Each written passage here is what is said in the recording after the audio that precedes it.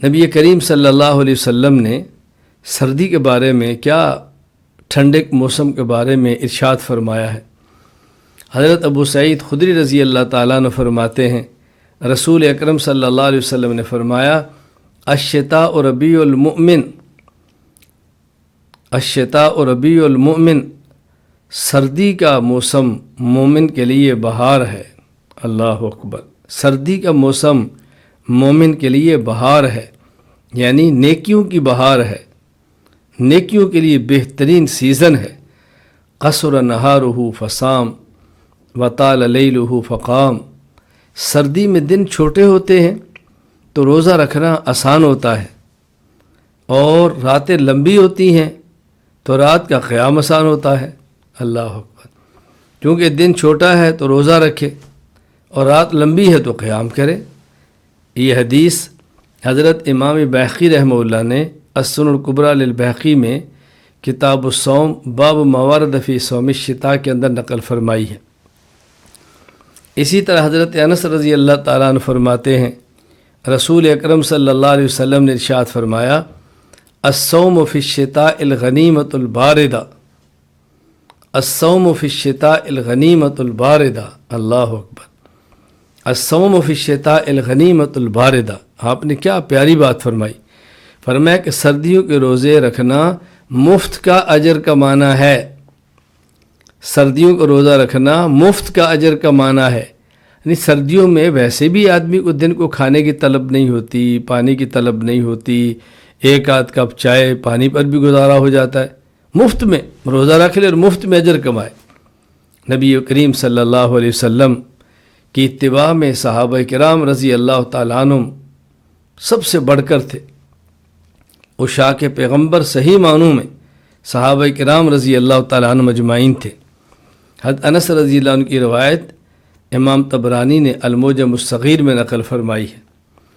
صحابہ کرام میں سے عبداللہ بن مسعود رضی اللہ تعالیٰ عنہ، سبحان اللہ، بڑے بلند پایا صحابی ہیں، 8ویں نمبر پر ایمان لانے والے صحابی ہیں اور مہاجر ہیں، بڑی مشقتیں برداشت کی ہیں۔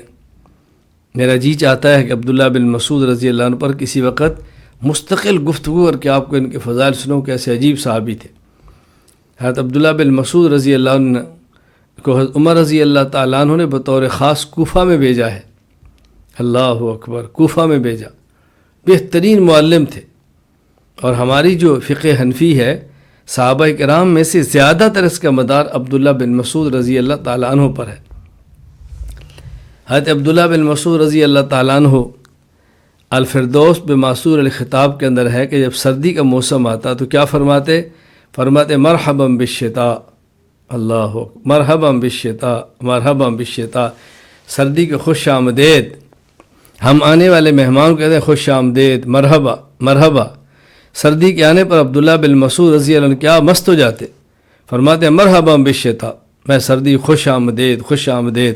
آگے فرماتے تنزل فیہ رحمہ، اس موسم میں برکتیں نازل ہوتی ہیں۔ برکتیں کیسے نازل ہوتی ہیں؟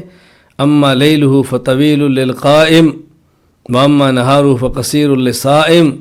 فرمایا سردی کی راتیں لمبی ہیں، رات کو قیام کرنے والے کے لیے مزے ہیں، سردی کا دن چھوٹا ہے، روزہ رکھنے والے کے لیے مزے ہیں۔ تو رسول اکرم صلی اللہ علیہ وسلم نے یہ جو ہمیں ہدایات عطا فرمائی ہیں، ان ہدایات کو ہم نے پلے باندھنا ہے اور ہم اپنا مزاج بنائیں، جو بات سنیں اس پر عمل کریں، کہنے والا مزاج بنائے کہ جو بات کہے اس پر عمل کرے، سننے والا مزاج بنائے کہ جو بات سنے اس پر عمل کرے۔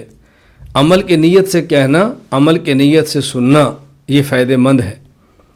عمل کی نیت سے کہنا، عمل کی نیت سے سننا سود مند ہے۔ اصل یہی ہے کہ کہنے اور سننے والے دونوں عمل کے لیے آمادہ ہوں، اور رسول اکرم صلی اللہ علیہ وسلم کی بات آنے کی دیر ہے۔ آمنا و صدقنا و اطعنا، سمعنا و اطعنا، یہ امتی کا مزاج ہونا چاہیے، یہ پیغمبر کے عاشق کا مزاج ہونا چاہیے۔ تو رسول اکرم صلی اللہ علیہ وسلم کے ارشاد گرامی کو سامنے رکھتے ہوئے میں اور آپ نیت کر لیں کہ ہم انشاءاللہ العزیز سردی کے موسم میں بطور خاص رات کا قیام ذرا لمبا کر لیں گے، گرمی میں بھی رات کا قیام چھوڑنا تو نہیں، رات چھوٹی ہے چلو تھوڑا مختصر کر لیں، لیکن سردی سے اس کا آغاز کر دیں تاکہ قیام کی عادت بن جائے۔